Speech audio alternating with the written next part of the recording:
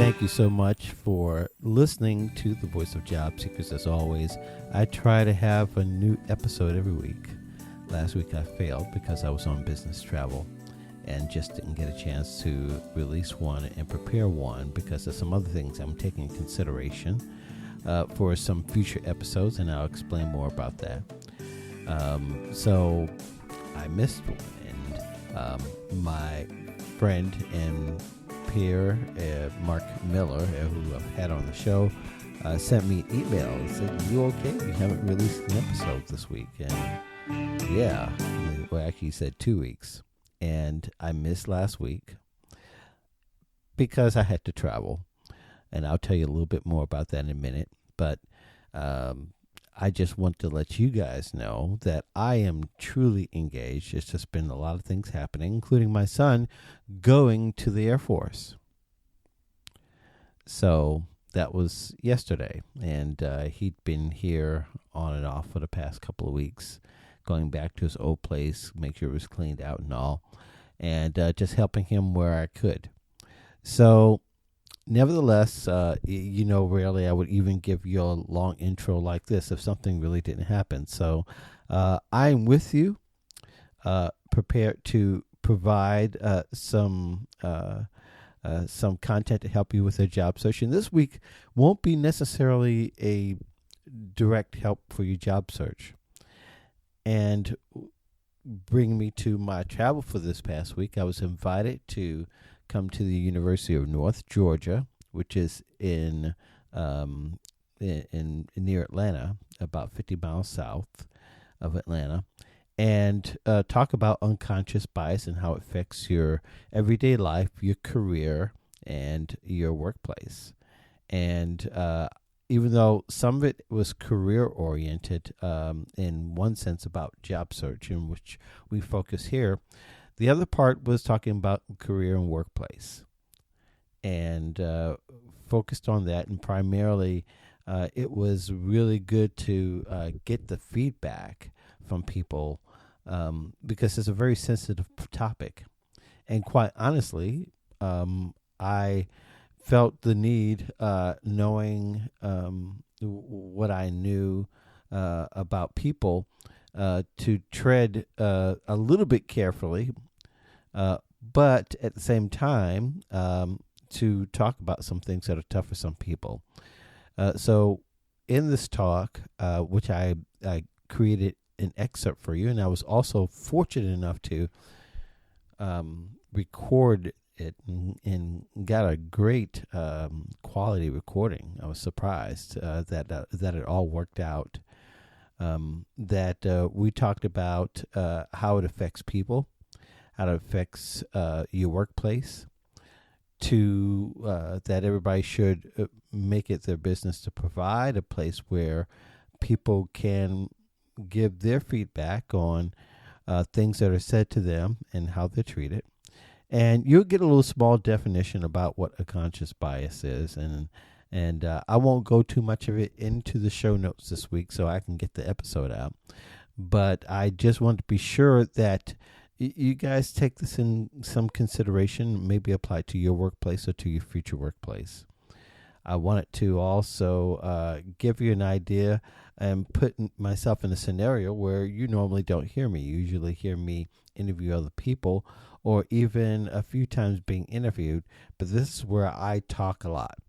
And I usually like to just provide the perspective from my guests.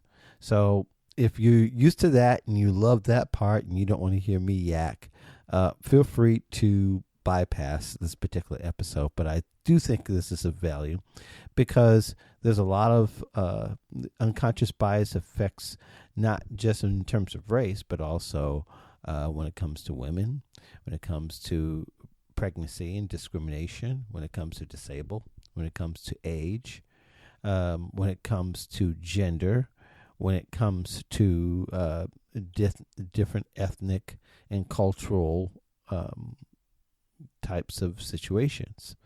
And so this may not necessarily affect you per se or directly, but honestly, everybody has unconscious bias. And in a couple of weeks, we're going to have another episode with my friend Tony Chapman, which we're going to do live here in front of an audience. And that's, I told you earlier this year, we're going to add a little bit more seasoning to the podcast, and that's my way of doing it. This live event, we're going to be talking more about it. And he actually travels exclusively to talk about unconscious bias. In fact, he just got back from Alaska, and I think he's doing something else here soon. But he's really has a very deep expertise in discussing unconscious bias, and probably maybe even do it better than I do, because he has a lot of data, and he does get a lot of engagement interaction. And you'll see some of that during my presentation as well. So I'm sorry for the long intro. If you want to skip to the actual presentation, you can. In the meantime, and I'll provide that for you in the show notes if you want to know where to start. It'll be around the 7-minute mark of the podcast. In the meantime, I just want to be sure to, again, thank you so much. I'm not going to give an outro. You're just going to hear parts of the speech, and then that'll be it. In the meantime, thank you so much for listening to the Voice of Job Seekers. I will have a show regularly scheduled show for Tuesday. There are a couple of things I am working on, and then the following week it'll be the unconscious bias presentation, and there are a couple other things I'll be presenting to you as well, and hopefully you'll enjoy that. In the meantime, here's my presentation at the University of North Georgia. Shout out to them for inviting me out to speak to them in the warm. Here we go. Important about myself that has a lot to do with our subject, hopefully, is that I'm also a recovering chauvinist. Really. I'm a recovering chauvinist. Now, I will say that I was once a chauvinist pig, but I was downgraded. So it's just chauvinist now. But really, that has a lot to do with it, and that has a lot to do with my orientation and to understanding what unconscious bias is, because we just don't know when unconscious bias comes into play. That's why they call it unconscious. As opposed to implicit bias, it could be intentionally good, but not necessarily with good results. So, if we think about explicit bias, well, we don't have to talk a lot about that, but basically we know that that often, not always, has intention of no good. But I think one of the things I had to learn, and I'm going to move around, I hope you guys don't mind. One of the things I had to learn, and when I first began on this journey, I had a boss and a mentor. I worked for the American Bar Association, and it was my first management job, and we were in a staff meeting, and, she always took liberties to coach me, whether I liked it or not. But it was the use of the word guys. Now, if I said, you guys would be all right with me, she was offended by that. She said that was not appropriate. Even though generally I would hear other women in other meetings call men and women guys. And that was kind of strange to me. And I did it twice in a meeting, and she pulled me twice and said, don't do that. And I didn't understand then.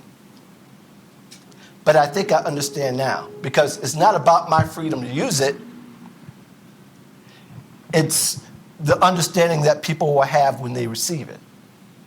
So unconscious bias has a lot to do with the receiver, not the sender.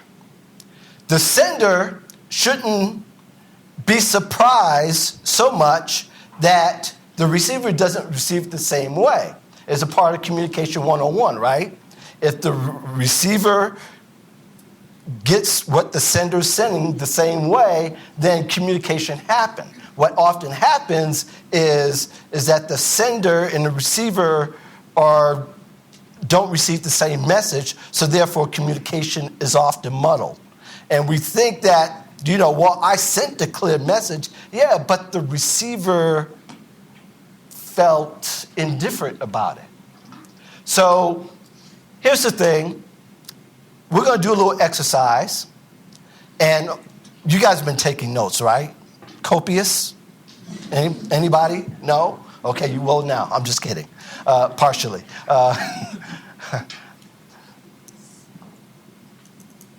How many of you write with your left hand?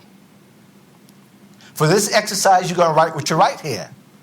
And the rest of you, I just want you to write your name and position with the opposite hand that you usually use.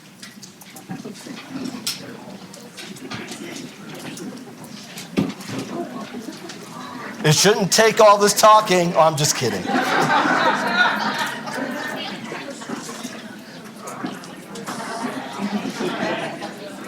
We're just going to take a minute. Just write your name and position with your opposite hand.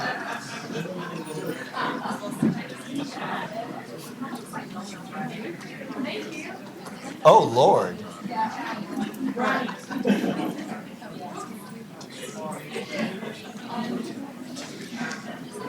You can do it. I know you can.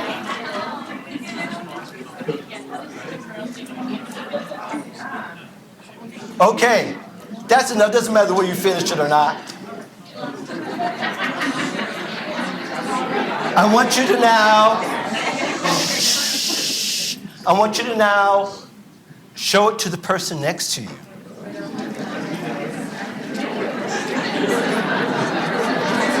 And,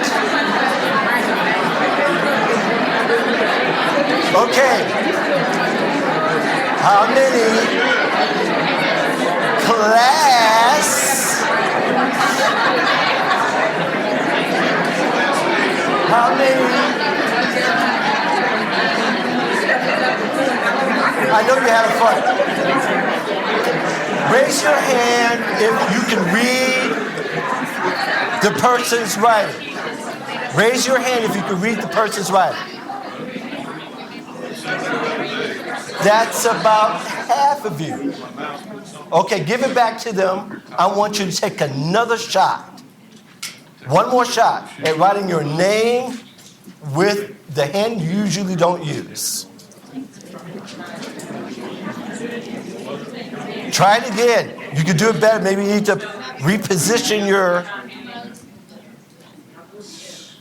your fingers.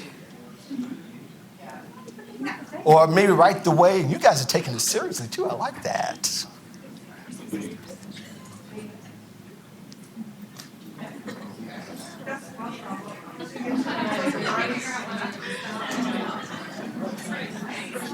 I'm not analyzing handwriting, by the way. Okay. Show it to the person next to you.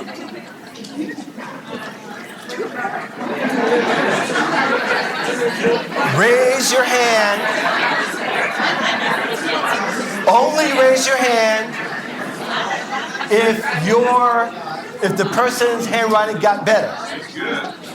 Did it get better? Pretty much no, right? Okay. So whenever I do a workshop on job search, and this probably came more true when during the recession, which was pretty rough for a lot of us, right? Trying to find a job, trying to find a new job. May not have been in a mood because there weren't any new jobs. Writing with that hand, the bad hand, just imagine losing your job. It's like having that right hand or that left hand cut off. You had to learn to write with that left hand. You had to write with the hand that was not your best. Because for some people, their positions were cut out. Their livelihoods were cut out. And really, those positions don't even apply anymore. We're headed into a world now to where it's going to happen again. When you go to McDonald's, there's not going to be 12 people in the back making burgers. There might be 2, but all those people at the front, they're going to be gone. You know why? Robots are going to replace them. The reality is, for a lot of students, that's going to happen, even with the majors they have now. They're going to want to reach for those jobs, and those aren't going to be there. Can you imagine? But there's another reason why I had you do this. When an employer looks at your worst, that's the only thing they had to judge by. So even though you're not going to write your resume and things with your hands, you're going to present to them something that they can't really read. Most resumes are terrible anyway, right? Aren't they awful? I mean, how many of you got an objective on your resume right now? I mean, you still got, okay. Objectives are going to go away. In fact, they pretty much are gone. You're just straggling behind, just so you know. But there's a point to all this. It's very important that in understanding unconscious bias, that there are things that are happening that it may not have the intent of being biased. It's going to happen anyway because unconscious there's no way to detect it in your brain. It's something that you're on automatic, just like employers are. They have no idea who you are, but because there's going to be bias applied, it's going to happen anyway. They don't know your circumstances. They don't know what's going to happen with you in the future. They just know that right in front of them, this handwriting's terrible. They can't read it. So that's the kind of position people can be in if they're not included. They could go for a whole 4 years undetected. Their needs can go undetected. They could even raised their hand and waved their hand that says, hey, and yet we go through the process. They go through the process. They can even get the degree and yet fail. There's a study by PayScale. They've done several. If you don't know about payscale.com, it's the largest salary database in the whole world. Guess what skill that college students are not coming out with? Writing. Writing's a huge one. Oral communication is a big one. They're not coming out with it. Some of them have even asked, a few of them have even asked, we know that they're not asking for career help, right? Because didn't we just have statistics a few minutes ago that only 70% or only 30% of students have sought out any faculty for career help? So for a lot of students, they're using their left hand. When I said, how did, write with your left hand, write with your hand, you can't read it, you're probably still looking and say, I got to practice this. But you probably said it a bunch of times, right? Throughout your life, I want to practice, get better, write with both hands maybe at some point. Or maybe some of you don't. But I think the main point is, for them, they're always at the disadvantage of having to write with their left hand, even though they've worked hard to write with their right. And those are the opportunities very often presented. I don't know about the MO of this university, but you can decide how it can fare in the future and how it can be better. And one of the ways you could do that is to start thinking about building a safe environment for a lot of the students that are here. And, I think I've been to a few universities and been to groups and group discussion, things like that. And the reason why people don't open up and don't feel like they could connect from a career point of view or to feel like they're included in university is because some of these things actually happen.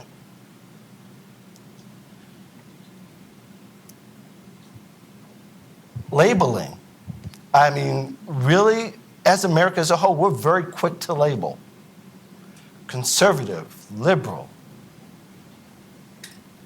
black, white, ugly, pretty, fat, skinny.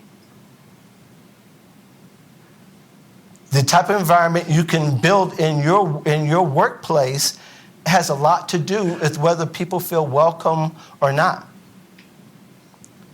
Unconscious bias, again, it turns on when you don't know. And, I included a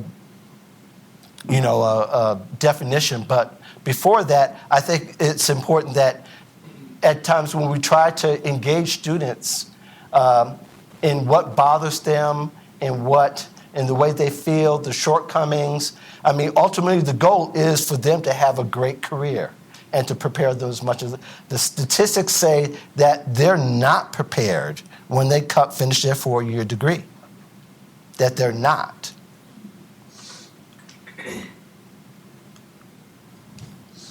My clicker is going.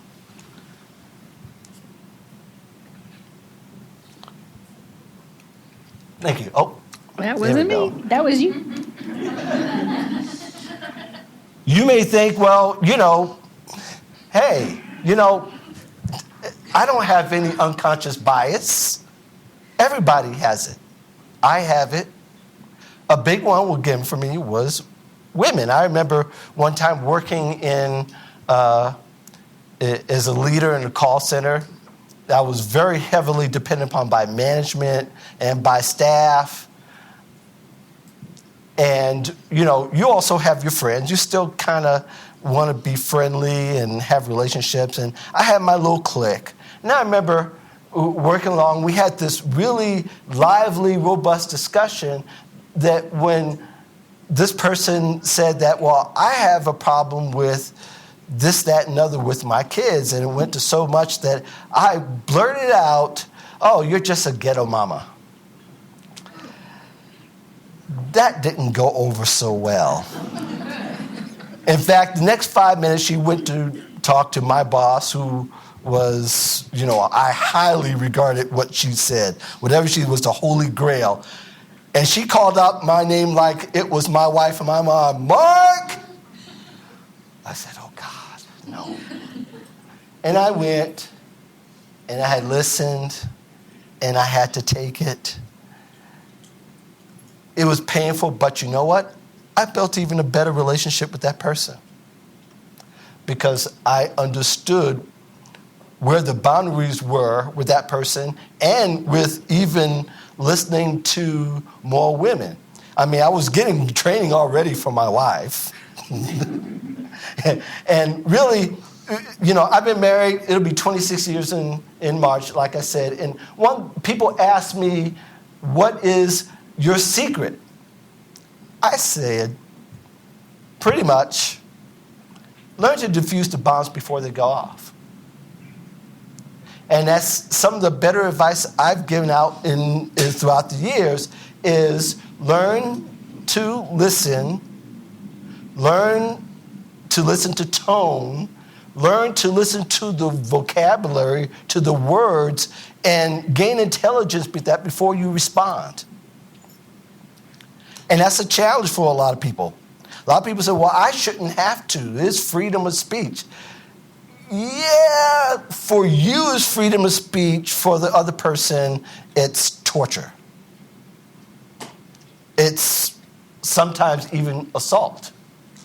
So the goal really is, how can we build a much better way of communicating that's much more respectful, compassionate, that we can all be a part of. Now, I'm going to warn you, and maybe I shouldn't say warn, this is a bad word. I like engagement throughout. I don't want to wait till the end.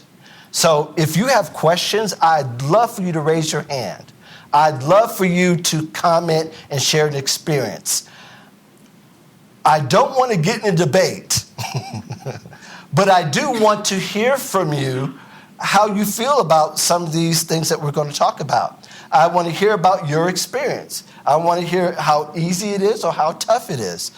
We're not going to solve racial relations here. That's not my goal.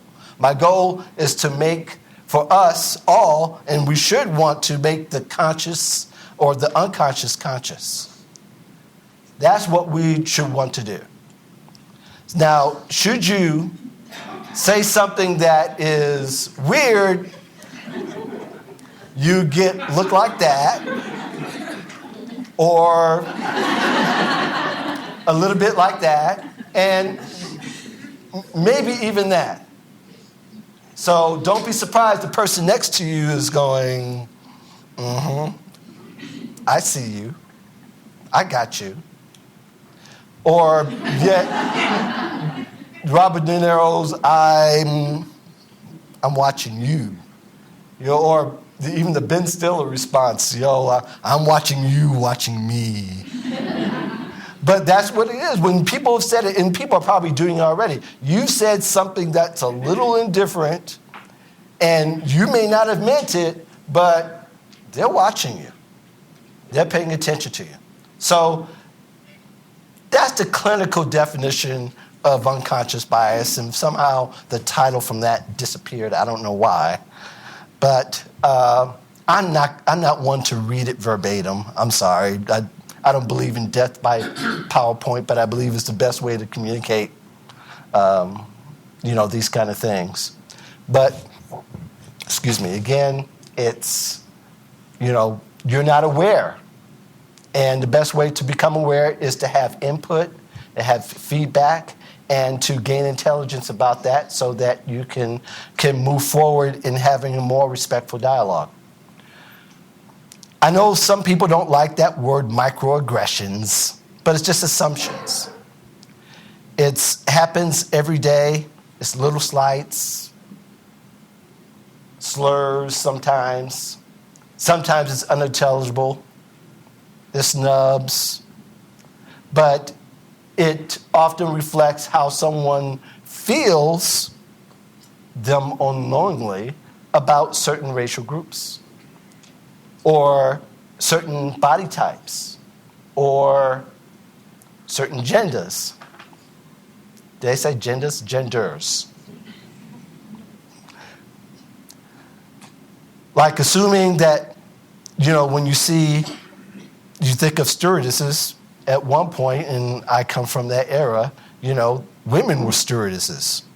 So were nurses. Didn't think that women could be doctors, but, if somebody came up to you and you thought that they were a student when they were a professor, that would be a form of it. You had no idea, but how many times does a little petite woman, 4'11", come up to you and has a little squeaky voice, and you think that they're a student, when really they have a PhD from Harvard? You just never know, and that happened to me, by the way. That was a very strange occurrence. This racial microaggressions is kind of just racial-based, as we talk about here. Dr. Sue, Daryl Sue, he's the one that does a lot of the studies these days, and a lot of universities have taken his studies and expanded upon it. But really, again, it's about the sender. It's about how that person feels about the message that's being sent. But you won't know it unless somebody told you, right? Now, maybe you've had this discussion in your office. Maybe you haven't. But misidentifying people and where they are in life is a very frequent occurrence. I mean, in the working world, you could look at a resume and see where somebody comes from, and somebody read, why would somebody live there? I surely wouldn't. That's a form of a microaggression. And it doesn't even have to be intended towards the sender. somebody that works with you may have lived in that same area. Again, that's a form of a microaggression, especially if it's racially targeted. So one of the things that you can do, and you can make up your own rules, but I find that these are pretty standard in making a safe environment for everyone. But the goal is basically is so that if something is said or something is done, either by commission or omission, that it could be made out in front, not in front of everybody, but to the people involved, and it could be, reconciled very easily, so that you will be able to have, again, a much more open, amicable, respectful dialogue in the office. I'm not expecting that you all will become friends with everybody. That's unrealistic. But one thing that could happen is that you can have a campus, you can have a workplace that will help you make people feel like that not everybody's out to get me. Now, there's a responsibility for the person that feels like they're attacked too, in the sense that if they feel like that they should be able to ask questions. Well, what do you mean by that? Or what you said, I felt this. And be able to say it in a way that doesn't imply that, that person's the worst person on earth. But that's pretty important. Again, learn to defuse the bomb before it goes off. Sometimes the tone will be the kind of the clue of the way that you need to approach or need to respond. If you said, you made me feel uncomfortable with that, and the tone sounds like they're in somewhat distress, it may be time to slow down the roll. It might be time to start to have that talk, even before that person tells you exactly what's wrong. That really helps. And that really helps diffuse it. And, if you've been married a while, it's a thing that really works. Trust me. It's, there are things that my wife will tell me in one sense that is not a matter of interpretation. I can hear the distress or the concern in her voice. I'm going to say, okay, let me stop what I'm doing. Let me turn off the TV, or let me do something different here to show that I'm paying attention. And that way, it doesn't escalate. And I think many times that it does. Does anybody have any questions, comments so far? Yes. Do we have the microphone? Somebody's got the microphone?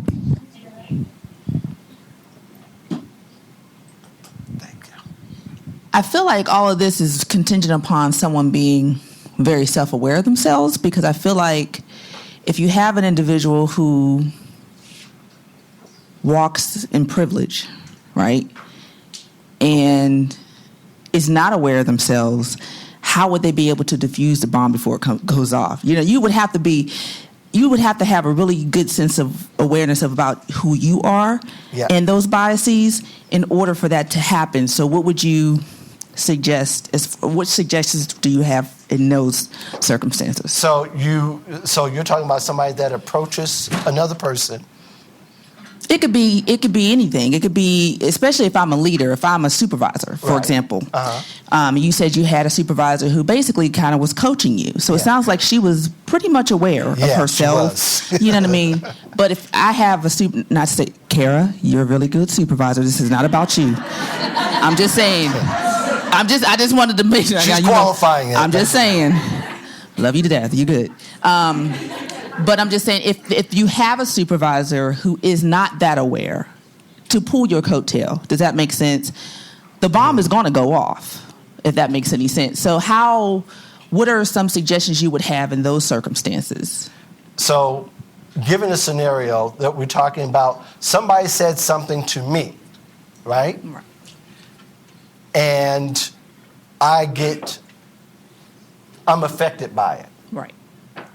So how do I approach the person? Right. Okay. Sometimes you take a little time away from the situation to diffuse your emotions about it.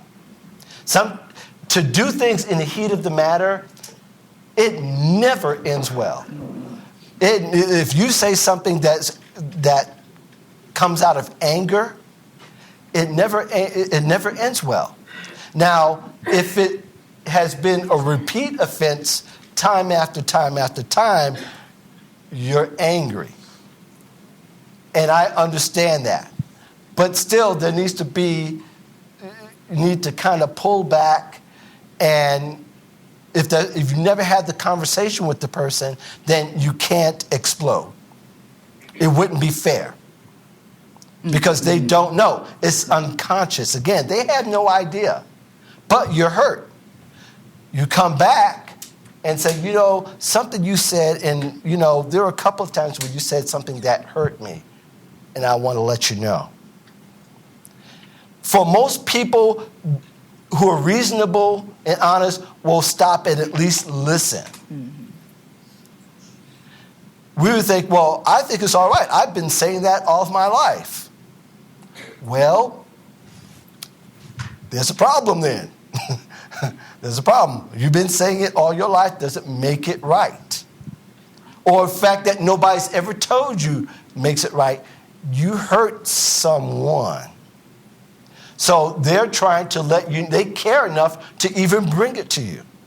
Because quite honest, how many people do we know, or you may not know, that people will leave a workplace based on all these infractions, but they don't know how to bring them up. Because there's all these things that just compound to the point to where they'll just disappear. And I've seen it happen. I had somebody on, well, it wasn't my staff. Yeah. That they resigned by fax. They resigned by fax. Yeah.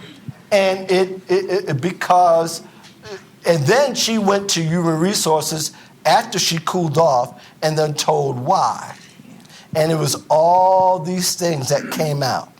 And really, it was unfair. There's nothing anybody can do if they're compounding. But once you're approached with it, then you can kind of deal with it. If it's the first time, maybe you can rub off. And I tell you, if, for the most part, if you're a person of color, or if you're disabled, or even women who are pregnant, or, sometimes who are assaulted often because of our misunderstanding about how they feel about certain phrases,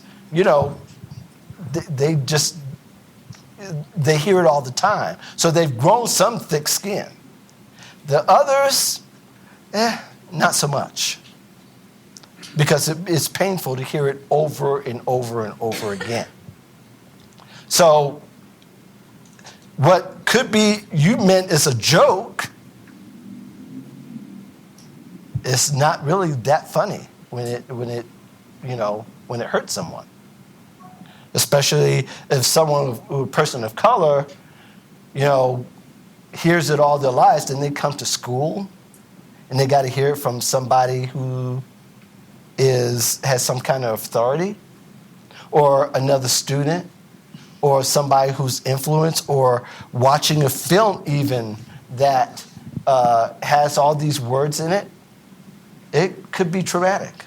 And we need to take some, precaution on it. We need to consider that even if you want to say, like with your example, but I say it all the time. My black friends don't mind me saying it. My, Latino friends don't mind me saying it. My Asian friends don't mind me saying, whatever the case may be. Then it becomes, and you want to continue on with that kind of dialogue.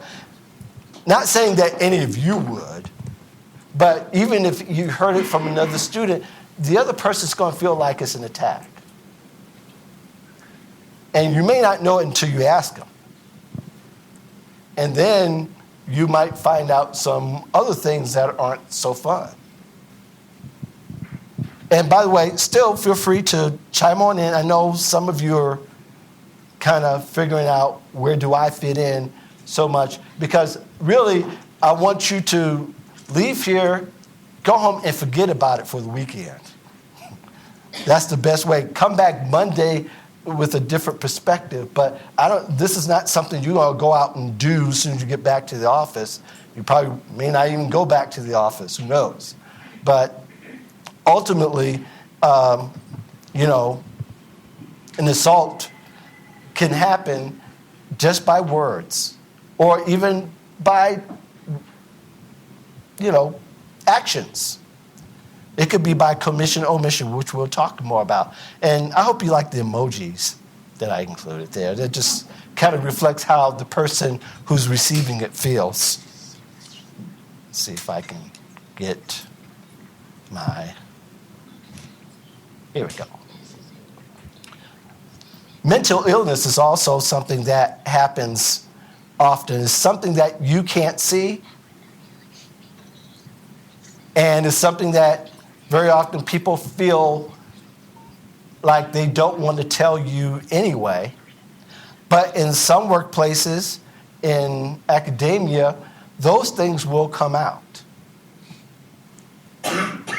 And it's very challenging in the working world, in corporate world, where somebody was smart enough to go through academia and get the degree, but yet the way that the supervisor or the manager or how communication comes down is not to where that person can process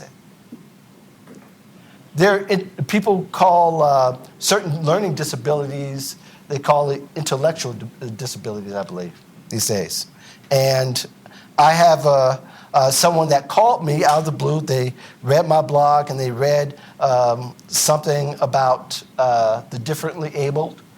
And they called me and said that I have a master's in HR, but because I have dyslexia, I was fired from my last job because I told my boss that I had dyslexia.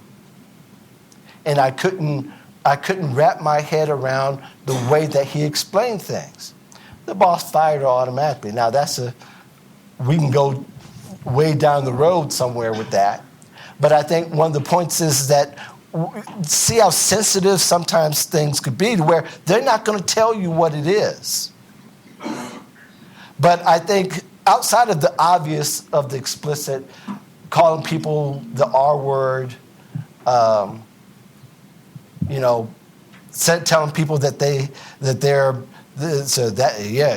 he's bipolar. And say no, that's so wrong. People, it's not a thing that they become. It's a sickness that they have. And I think that you may say, well, we need to stop being politically correct. No, we need to be more sensitive and more respectful, at least. But those are the kind of the challenges that we have to have, is that we need to stop and invalidating what people are. They're still a person, even if they have a mental illness. There are lawyers, there are doctors who have all kinds of mental illnesses, but they've learned to function. There might be something that triggers a dysfunction, but that doesn't make them a worse person. Worser, I'm sorry. You know what I mean. But we have to understand how that is, the person next to you may have never told you that they have a learning disability of anything. But if they do indicate, or if there's some sign of it, a lot of times it's not this. The first thing shouldn't be a joke.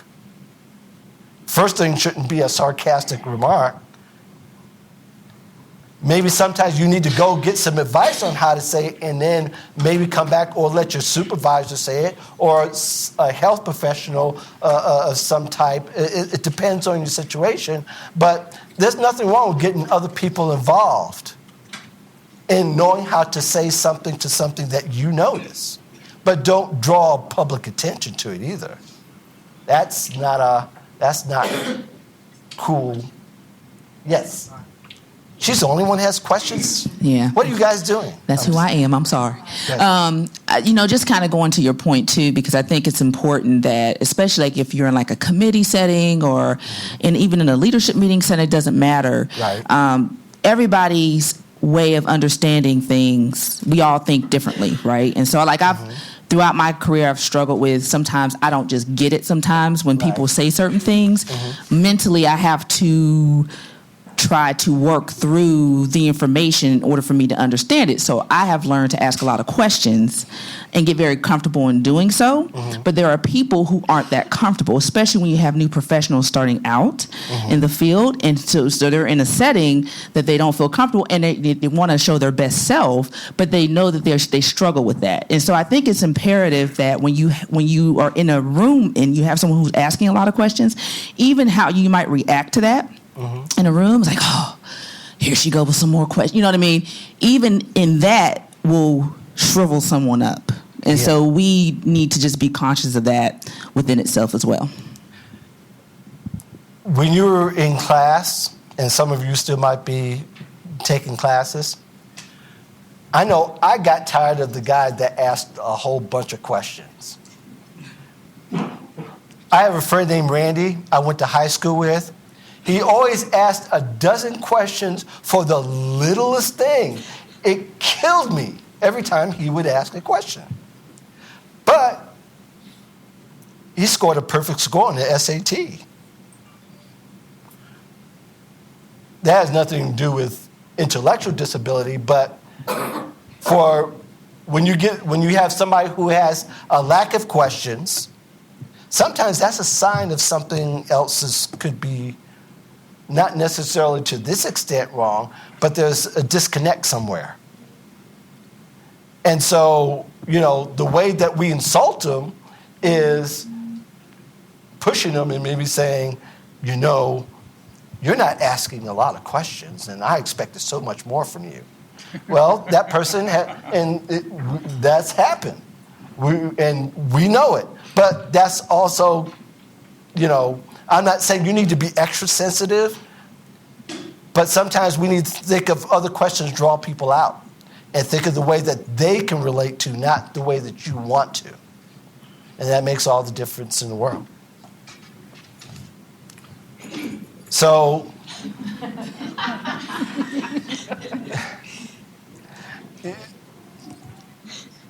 does everybody, and I don't know if you are familiar with the term low ambiguity and high tolerance of ambiguity. One of my professors expanded on the study about low tolerance of ambiguity and high tolerance of ambiguity. Basically, if you have a low tolerance of ambiguity, you can pretty much take something really simple and make the right project or create the right answer or find the right solution to. Somebody that has, that's high tolerance of ambiguity. Somebody who's a low tolerance of ambiguity needs to ask a lot of questions. They need to handheld and all that kind of thing. And an unconscious bias microaggression is the result of an unconscious bias, but an assumption that's very often made is that, this person needs an explanation, they're going to be a problem.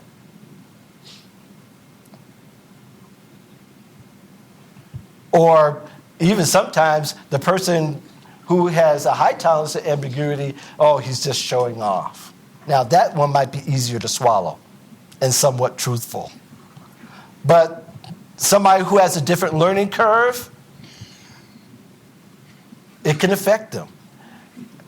Now, where race comes in is that we start to associate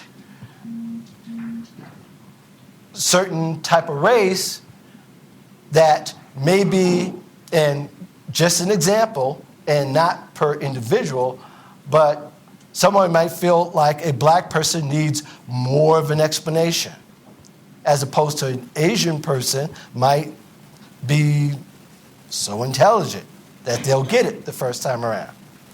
And having taught a couple of thousand people, that's not true. That's not always true. And that, people will get tired of it, and especially if they have a certain way that they dress or a way that they act. I just went way ahead on my... And then you get scenarios like that. Also, in a lot of institutions, corporations, you treat people by how much they earn, and it's unconscious. There was a thing when I worked at the American Medical Association. I wasn't doing any training then, but it was really clear who had the high wage at lunch and who had the low wage at lunch. Now, I don't know if it happens here, but a lot of times, if you're new and you let's say you work in accounting receivables and you're on the lower end, you're not even a supervisor, and you start to sit with some doctors, it looks really strange. And what happens is they ignore you. And you wonder why. I sat with you guys and they didn't acknowledge me at all. That's because they're all MDs and they were here for a meeting. And you sat with them. I've seen it happen, actually. Not fun. Pretty embarrassing. But very often people will assign a certain way, and it's not just they'll look at them differently and treat them differently, but they'll also communicate to them differently.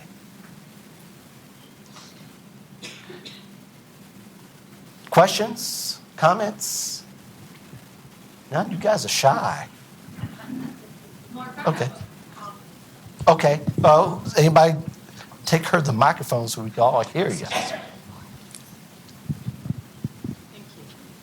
This dialogue is very good. Thank you.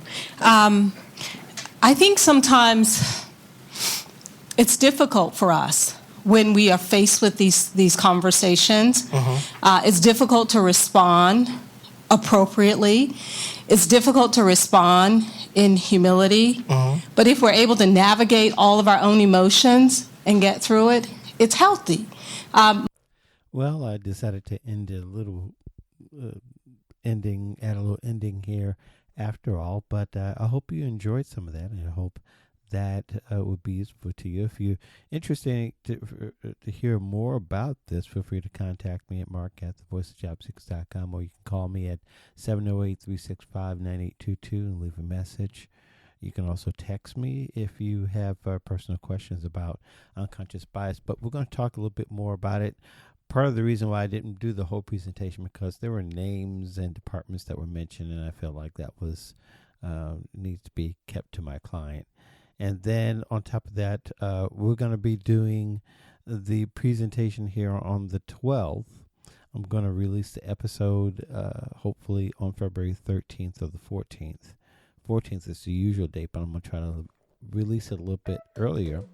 If you want to know more about it, I expect that, and you guys have in the past, listened to the episodes that you need.